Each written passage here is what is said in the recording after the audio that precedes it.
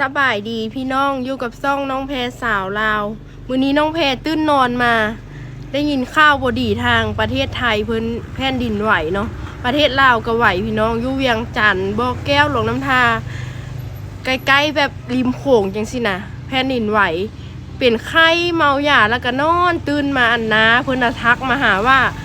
อยู่กรุงเทพแผ่นดินไหวเพิ่นว่าบ่ฮู้ว่าบ้านที่เป็นหยังบ่เพิ่นว่าแบบอยู่ในอันออฟฟิศพวกหยังอ่ะเขาเจ้าหนีแบบออกจากอันตึกไปเลยนะเป็นตาย่านเนาะพี่น้องเนาะแต่ทางบ้านน้องแพรบ่เป็นหยังทางแข่งบริคำไซเมืองปากกระดิ่งบ้านพลเจริญบ่เป็นหยังแต่ทุกทางเวียงจันทน์ก็เห็นในเขาเจ้าเอาลงเฟซไปหลายคนเอาลงนะหนีจากอันตลาดเซานะพากันแล่นหนีเลยอยู่ทางกรุงเทพคือกันเห็นตึกล่มเนาะขอแสดงความเสียใจเด้อผู้ประสบภัยเนาะแผ่นดินไหวอยู่พม่าบ่พม่าก็เห็นเขาเจ้าเอาลงอยู่เต็มเลยขอให้ทุกคนปลอดภัยเนาะน้องแพรกะเป็นไข้เป็นหวัดช่วงนี้นะกินยาเมาแล้วก็นอนตื่นมากะข้าวบดีเลยเนาะพี่น้องเนาะตอนนี้กะบรรยากาศอยู่บ้านน้องแพรกันลมเด้อากาศเปลี่ยนเป็นไข้เป็นหวัดน้องแพรก็เป็นได้4 มื้อแล้วเป็นไข้หวัดนี่น้องแพรว่าสิเดินทางไปตั้งแต่วันพุธว่าสิเข้ากรุงเทพวันพุธแต่ว่าเป็นไข้อยู่แม้เราบ่ให้ไปแท้ก็สิไปเจอแผ่นดินไหวอยู่กรุงเทพพุ่นแหละเนาะโชคดีที่บ่ได้ไปแม่เพิ่นนั่นบ่ให้ไปเพิ่นว่าดีไข้ดีหวัดกันไปเฮ็ดงานก็แต่ว่าเฮาเป็นไข้เป็นหวัดอยู่กับย่านปวดหัวจังซี่นะเพิ่นเป็นห่วงเพิ่นยังบ่ให้น้องแพรไปเนาะน้องแพรก็นู่นแหละดีไข้พุ่นแหละจังได้ไปประมาณต้นเดือนพุ่นละจังได้ไป FC ถามจากคลิปน้องแพรลงไปอันสวนเวลาได้เจอกับแม่ปิ้นละบ่เจอละเด้อนะน้องปิ้นเพิ่นไปก้นมันต้นอยู่ตอนนี้อยู่พุ่นแหละอยู่หน้าพุ่นแหละกับเขยลาวเพิ่นมาสวยอันแม่เฒ่าเพิ่นก้นมันต้นแล้วเพิ่นก็สิน่าจะเดือนกว่า2 เดือนเพิ่นก็สิมาปลูกยางเพิ่นว่าเพิ่นสิมาเฮ็ดสวนยางอยู่ประเทศลาวเด้คลิปน้องแพรกับน้องปิ้นเพิ่นนั่นถ่ายทำกับน้องปิ้นแล้วไปติดตามช่องแม่ปิ้นหุ่นแหละเพิ่นเอาลงเนาะบ้านเพิ่นก็ถามว่าบ้านน้องแพรกับน้องปิ้นใกล้กันบ่ติดกันเลยเด้บ้านน้องแพรอยู่ภาคทางนี้บ้านน้องปิ้นอยู่ภาคทางตรงกันข้ามเลยเนาะพี่น้องถามว่าน้องแพรกับน้องปิ้นอยู่บ้านเดียวกันวันนี้เลยเด้อบ้านตัวนี้จะเป็นของน้องปิ้นเมียบ้าวนิพนธ์เคยลาวนะนี่บ้านตรงนี้จะเป็นบ้านน้องแพรสาวลาวนี่แหละบ้านน้องแพรกับน้องปิ้นนี่คือข้ามถนนมาก็ฮอดนะ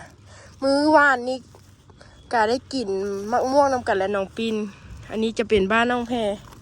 นี่หมู่บ้านโหดเจริญกับเปลี่ยนไปหลายแล้วเขาเจ้าซีเฮ็ด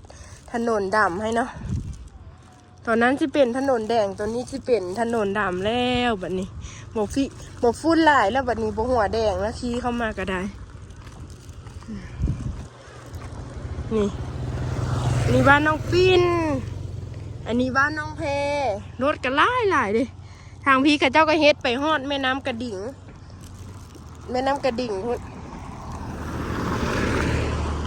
ทางพี่กับเจ้าก็เฮ็ดฮอดหุ่นทางตลาดทางไปหน้าน้องแพรกับเจ้าก็เฮ็ดเด้นี่อันนี้บ้านน้องแพรเดี๋ยวกะซี่ให้กับเจ้าเฮ็ดทางแล้วนี่แหละถนนแล้วน้องแพรกับซี่ทาสีไหมอยู่สีมันจางหมดละนี่อันนี้บ้านน้องปิ้นเด้อนี่เด้อันนี้บ้านน้องแพรเขาเจ้าถามไล่สิวอันน้องแพรกับน้องปิ้นอยู่บ้านเดียวกันบอกบ้านตรงข้ามกันเลยเนาะเป็นหมู่กันตั้งแต่น้อยๆพุ่นแหละนี่ฝุ่นหลายเอาได้ขนมจีนข้าวปุ้นมาเอาซีเฮ็ดอันพันป่ามื้อนี้พันป่ากับลวกหอยแครง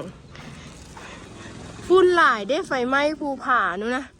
ภูทางปากกระดิ่งพุ่นน่ะฝุ่นหลายส่วนน้องแพรกับบัวได้อันนั้นแล้วพี่น้องพอมีน้ำหดตายเมื่อละส่วนนี่จะเป็นผักหอมดูผักหอมกับเหี่ยวน้ำเพื่อนนั่นน้ำแห้งนะเจาะน้ำกับบัวได้มันทึกด่านนี่หมู2 ตัวได้กลิ่นอยู่ได้หอมลาบแล้วผักหอมแม่ปูอยู่ข้างในพุ่นล่ะตายเมื่อละผักอะ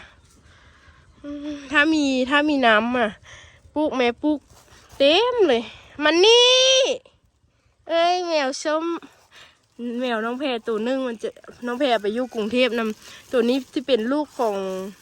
น้องมีตังค์แมวน้องแพรเนาะเอาอยู่นี่แต่ว่าตัวนั้นเอาไปกรุงเทพนำหมู่บ้านพลเจริญ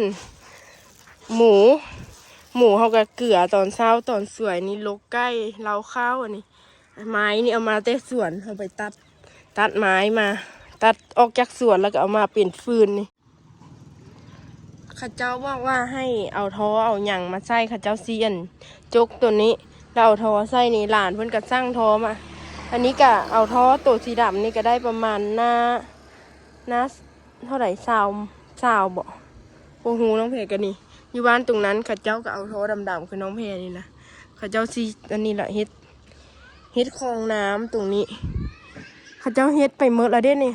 ว่องที่มีท่อระบายน้ำข้าเจ้าก็ซีฝั่งรักสีขาวๆอันใส่อันนี้เป็นหมู่บ้านพลเจริญเนาะข้าเจ้าก็เฮ็ดทางดำเขาให้แล้วเดี๋ยวข้าเจ้าซีมาเทอีกรอบนึงอีกนี่เปื้อนเด้ฝุ่นนะ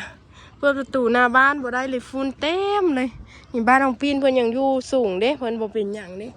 บ้านน้องแพรยังอยู่ต่ำมันฝุ่นเต็มเลยเนาะเป็นไข้เป็นวัดจังมือใดสิหายเนี่ยเดี๋ยวน้องแพรกับสิออกไปหาหมอแล้วไปซื้อยาให้เขาเจ้าตรวจเบิ่งเนาะแล้วก็เป็นตุ้มใส่ปากผมนี่เป็นตุ้มใส่ปากแล้วก็เจ็บคอแล้วก็เจ็บดั่งเจ็บจมูกอ่ะนะคือหายใจบ่ออกต้องได้พ่นยาตลอดแล้วก็ไอเดี๋ยวน้องแพรสิได้ไปหาหมอกันเด้อพี่น้องฝากติดตามช่องน้องแพรสาวลาวเด้อเดี๋ยวน้องแพรกับสิถ่ายในหมู่บ้านนี่แหละเนาะอีกประมาณ4-5 มื้อน้องแพรกับสิกลับไปเฮ็ดงานอยู่กรุงเทพแล้วบ๊ายบาย